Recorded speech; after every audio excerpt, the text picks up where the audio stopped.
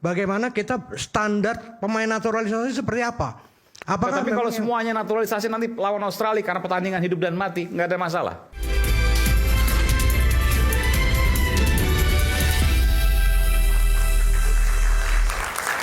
Ada dua pertanyaan di sini. Yang pertama tadi, Patrick Kluivert itu ke depan seperti apa? Saya boleh sampaikan ya, Bang Effendi Ghazali, Prof. Effendi. Indonesia Australia 25 Maret nanti ya? 20 Maret, oke. 20 Maret 2025. Ya. Itu pertandingan, dalam tanda kutip ya, hidup dan mati. Semua hidup dan mati. Teriakannya STY apa Kluivert gitu kan? Oh, kalau itu tergantung hasilnya, Oke. gitu ya. Gol siapa dulu, lalu hasil ujungnya bagaimana gitu. Ya oke. Kalau saya mau begini lah, supaya kita dapat intinya dari tadi kita bicara komunikasi, karena itu ada dua hal yang mau saya garis bawahi. Saya, yang pertama seperti tadi, terima kasih kepada semua lah ya. Kita dukung federasi, Sekjen, Pak Sumarji, semua coach, Sintayong, Indra Safri, Nova, Fahri Husaini, Bima Sakti, dan semua yang lain lah ya. Kita dukung semua. Apalagi Sintayong yang sudah punya jasa lah untuk kita sampai tahap ini. Tapi yang pada saat yang bersamaan saya membayangkan komunikasi itu seperti ini.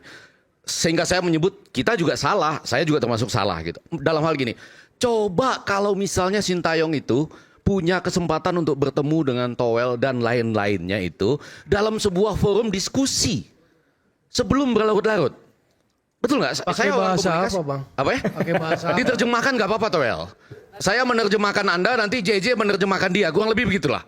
Bung Fendi, pertanyaan. Ya. Jangankan dengan Bung Towel. Ya. Pernah nggak Sintayong itu berkomunikasi Pelatih dan dengan pelatih Indonesia? Ya, yang itu tadi. pemilik klub? Itu tadi. Pernah nggak? Pernah Setuju. nggak? Saya tanya, pernah nggak? Belum pernah saya lihat. Tapi maksud saya itu, ada kesalahan-kesalahan kita juga. Sintayong, Sintayong Betul kata kan? saya, Iya ini kan? kan komunikasi. Iya. Effendi bilang, Ya. harusnya, bukan sebaiknya, Ya. dia berkomunikasi dengan Bung Towel. Dan lain-lainnya, jangan Dan cuma Towel. Pertanyaan Towel saya, jadi di atas. pertanyaan saya. pernah nggak? Nah, itu saya tanya. Ya. Dia jawab belum pernah. Nggak pernah nggak Sintayong? Pernah Sintayong Setahu saya berkomunikasi belum dengan pernah. pelatih-pelatih Indonesia Setahu saya belum yang pernah. menangani klub di Liga Indonesia dalam rangka dia memahami culture sepak bola Indonesia. Itu satu, ya oke. Nggak itu satu. Jawabannya Jadi, belum pernah. Ya setahu saya belum pernah, tapi nggak tahu teman-teman yang lain. Saya belum pernah lihat. Oke, belum pernah lihat. Tapi yang kedua sekarang, kalau saja pada waktu itu ya ada komunikasi yang jelas, AFF harus juara. Lain dong, ya kan? Dia harus lain. Saya ngebayangkan. Dan saya yakin Bang Effendi, mohon maaf ini saya potong dikit. Ya. Masyarakat sepak bola Indonesia sekarang udah mulai pintar juga. Iya, betul. Dan mereka juga punya keluasan hati yang kalau fair, masuk akal, kita Iya, terima kok. ya. Demi apa? Demi sepak bola Indonesia. Regenerasi bukan berarti potong satu generasi atau potong dua generasi. Betul. Jadi itu bisa kombinasi. Betul kan? Regenerasi yang muda belajar dari yang tua, yang senior membawa yang muda di lapangan. Jadi kalau kenapa saja pilih yang itu? Ya Kenapa itu pilih tadi. yang itu, kenapa? Kenapa misalnya tidak dibawa misalnya ya Maklok, Kambuaya, di depan ada Egy Maulana Fikri, ya kan? Ramadan Sananta, Sayuri, kemudian Witan misalnya ya. Apa Jen Ravens tersedia, Ramadan Sananta tersedia. Itu salah siapa? Itu Dimas Derajat. Itu kesalahan siapa? Ini dalam Karyanya pelatih milih Iya, pemain. karena itu apa yang disampaikan kepada pelatih. Sementara kita kan nggak tahu kan, kita nggak lebih tahu AFF itu regenerasi dan tidak ada target. Betul ya? Nah, jadi ada dua masalah komunikasi. Yang ketiga sekarang yang mau saya serius ini agak penting. Masalah komunikasi di mana tuh? Yang mana? Yang tadi? Iya. Ya kita nggak tahu siapa yang harus menyampaikan bahwa itu targetnya juara dan pelatih harus melaksanakan itu sebagai Maksudnya target juara. PSSI Anda mau Bisa gitu kan? saja, PSSI Oke. bisa dan semua yang lain. Kalau kita kan tahunya targetnya nggak juara kan? Apa? Nggak juara kan? Nggak juara. Nggak. Saya Taunya tahunya kita nggak juara kan? Yang Oke. terbaik. Yang terbaik. Oke. Saya minta juara. Oke, oh iya keren. Kalau saya bilang, masa Anda tidak ingin juara setelah dari tahun 1997?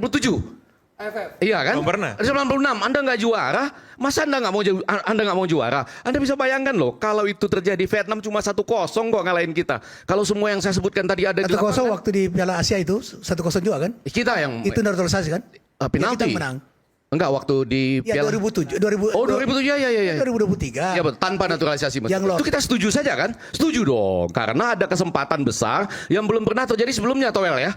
Di 2026 ini ada grup C yang statusnya cuma Jepang yang sudah aman. Sebentar, Sementara yang lain kan masih bisa bersaing terus Itu nih. tidak ada, tapi kemudian disampaikan oleh Patrick Kluivert waktu berbicara dengan ratusan wartawan. Oh sebagai tugas Piala keduanya. Piala Dunia 2026 kita Ya, sebagai tugas optimis. keduanya. Kalau begitu. Yang pertama itu berusaha membangkitkan kembali, memperbaiki kondisi psikologis pemain. Yang kedua membawa Indonesia Jadi gini, Bu Fendi. lolos ke Piala Dunia 2026. Enggak, maksud saya begini. komunikasi kita harus jelas. Ya, jadi gini. Target atau cuma ekspektasi? Jadi gini. Kalau target, itu setuju tuh, Ya. setuju. Ya. Tapi kita mendengar pernyataan Ketua Umum Pak Erik, Ya. dia mengatakan begini. Target itu untuk periode itu memang 2030. Ya. Tapi sekarang ini ada kesempatan. Setuju. Ada Ekspektasi prospek. kita. Ya. Ya, ada prospek. Oke. Sehingga Depan mata. beliau mengambil langkah untuk memberhentikan pelatih ini karena ada prospek. Karena itu pada malam ini saya di acara Rakyat Bersuara ini sebagai rakyat saja ingin mengatakan bagi saya target PSSI lolos 2026. Ya. Bagi saya, ya kan?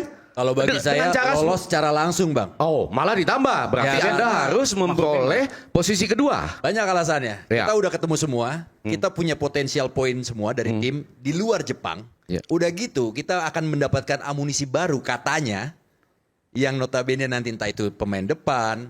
Nah, ada dua kata. Ada Ole Romnik, kemudian Tuh. Jairo Artinya kan Ribold, peluru banyak lagi nih. Ole ya. Ole Romani. Tapi saya mau sekarang sedikit aja komunikasi, mudah-mudahan 2 menit, yaitu dengan mengatakan kita harusnya tidak mengulang kesalahan-kesalahan yang lalu. Yaitu misalnya pertama, menimbulkan gelombang media sosial, gelembung media sosial yang begitu besar. Siapa tuh yang bikin itu? Oh iya, saya mau bilang begini. Bung Toel kayaknya punya pengalaman. Ini tolong dihimbau. Ya. Sekarang ini kita akan mau bagaimana Indonesia lolos 2026. Oh, udah setuju. Oleh karena itu pertama, Ya. kita beri kesempatan kepada Oh, setuju. Clivert. Udah pasti. Oke. supporter. Jangan- membuat Patrick ini ada faktor psikologis. Kalau mau Indonesia Oh, lolos. kalau saya agak sebaliknya. Mari kita support itu. Saya mau agak sebaliknya. Saya mau menaruh kayak Patrick Kluivert ini berada di bumi. Jadi jangan Anda sejak dari datang sampai itu diagung-agungkan terus. Kalau kebetulan kalau Sintayong itu punya 2 masalah lagi. Yaitu masalah yang pertama itu ada Korean Wave namanya. Memang dari konteks negara itu ada Kementerian Budaya, Ya. Kementerian Pariwisata dan Sport. Di Itu satu Korea. kesatuan. Sehingga kalau Anda mendatangkan tim, itu ada bagian yang mengurus soal itu. Disupport maksudnya. Di dalamnya ada. Oke. Saya nggak tahu namanya. Termasuk siapa. buzzer maksudnya. Bukan istilahnya bukan buzzer, tapi persatuan antara budaya, sport dan turisme tadi. Ya all out kan supportnya kan. Ya all out. Sekarang all out juga itu ya, all out gitu. Intinya dalam satu kesatuan. Ada itu. Nah, kemudian bertambah lagi dengan ketika pemain-pemainnya makin mahal. Nah, bentuk komunikasinya beda. Kalau saya mengatakan ini kita punya peluang sekarang karena kalau di Belanda itu anak-anak kecil kalau lagi latihan itu dia boleh nanya-nanya ke pelatihnya gitu. Kalau dalam konteks budaya Korea agak lain. Di Indonesia boleh. Nah, ini Korea mungkin kan ketika nanya, ada yang katanya dengan tegas ya dilakukan teguran-teguran fisik dan sebagainya. Tapi itu masih mungkin oke ketika pemain-pemainnya belum pemain-pemain yang mahal dan pro. Sekarang nilai pasar timnas kita 457,09 miliar kan. Mil Higgins yang paling tinggi misalnya ya. Ya, jadi dengan itu bicara komunikasi dengan pemain-pemain yang makin lama makin mahal itu agak berbeda. Jadi ada persoalan budaya juga di sini. Nah, kita beruntung bahwa ya sekarang beruntungnya Patrick Kluivert ini datang menurut saya tidak datang dengan tidak budaya yang semacam itu. Jadi masih bisa nih kita diskusi panjang dan lebar dengan dia. Setahu saya pernah tinggal di Belanda soalnya nah ditambah lagi dengan dia datang dengan tim yang agak jelas nih bagi saya. Ya kan ada Alex Pastur, kemudian Denny Domingos Lanzat misalnya. Jelas ini. Kalau yang sebelumnya dengan segala hormat pada pelatih-pelatih yang sebelumnya, kita kan agak kurang tahu nih. Pelatih siapa itu? Iya pelatih-pelatih sebelumnya. Iya siapa? Siapa yang sebelumnya ya? Nah itu kan ketika datang dengan pelatih striker, catatannya aja kurang bagus. Berapa? 9 ya? Oh, bukan, dia 57 kali main nyetak 5 gol, kurang lebih gitulah. Sementara saya bandingkan Pelatih Widodo striker Ceputro, itu. iya pelatih striker. Striker itu. Iya, apa ya? Pelatih striker itu. Striker, ya. Nah, sementara kan yang ini Widodo Ceputro aja 55 kali main 14 gol misalnya. Itu Salto satu. apa plus gol kungfu. Iya kan? Ya, yang itu fenomenal. Tapi begitu. Maksud saya ada hal-hal yang menggembirakan ini. Tapi jangan pula kita pada hari-hari ini agak penting. Membayangkan sesuatu yang ideal, yang strategis. Membangun sepak bola kita ada persoalan Asprof, ada persoalan wasit, Liga 1, Liga 2, dan lain sebagainya. Tapi pada saat ini, pertanyaannya menjadi taktikal. Anda bisa menerima nggak kalau terjadi di Australia itu 11 pemain adalah pemain diaspora. pemain Kita tanyakan naturalisasi. kepada supporter coba. Ya, misalnya begitu ya. Karena apa? Yang penting lolos ke Oke. Piala Dunia. Silakan, Bung Indro. Iya, kalau saya melihat saya lebih pada bagaimana komunikasi tadi ya. Komunikasinya kalau Pak Nurdin Halid menyatakan Supporter move on dong gitu kan juga. iya, roadmap ataupun blueprint sepak bola itu ada, itu katakan ke publik. Jadi kita ngerti juga sebenarnya blueprint kita berapa lama agar kita bisa lolos Piala Dunia itu. Kalau misalnya di 2030, ya udah 2030 tegaskan gitu. Prosesnya seperti apa? Itu yang harus kita kita lihat terus gitu, kita awasi terus. Tapi kalau misalnya nggak ada blueprint ini ya, saya juga sampai saat ini belum lihat nih blueprint seperti apa yang PSSI mainkan. Nanti Jadinya sekarang juga sudah ada di zaman Pak mungkin sesudah saya. iya sampaikan ke Saya publik kirimkan. dong. Nanti kira lama saya kirimkan. Iya, sampaikan ke publik. Jadi kita ngerti juga bagaimana kita standar pemain naturalisasi seperti apa. Apakah Tapi kalau memang semuanya naturalisasi nanti lawan Australia karena pertandingan hidup dan mati, nggak ada masalah.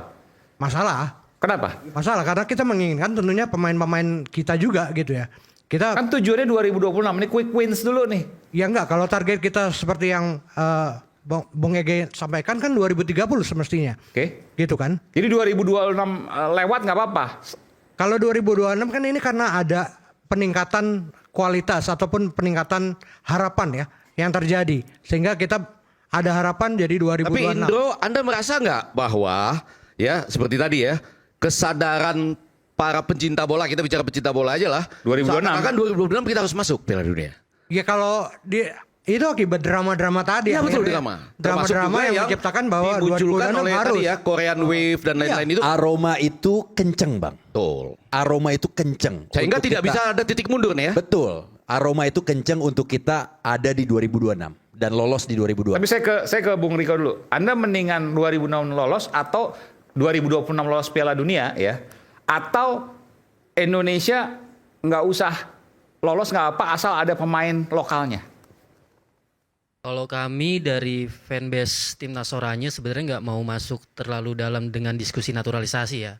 Artinya kami melihat bahwa kami sebagai supporter fans Oranye Belanda, kami juga tidak melupakan DNA dan identitas kami dalam berbangsa dan bernegara, bahwa kami juga larut dalam euforia keberhasilan timnas yang sudah melangkah sampai di round 3. Oke, artinya World Cup qualifier. at any cost 2026 lolos itu luar biasa. Kalau memang ada momentum di saat ini ya, saya pikir fight aja. Naturalisasi nggak ada masalah, iyalah Hollanders kan. Ya bagi saya sih nggak masalah, bagi saya ya. 11-11 nggak masalah ya. Dan gini loh, kalau kita bilang nanti aja 2030, kita kan nggak tahu 2030 kita sampai mana nanti. Ini di depan mata sekarang nih. Ini di depan mata sekarang.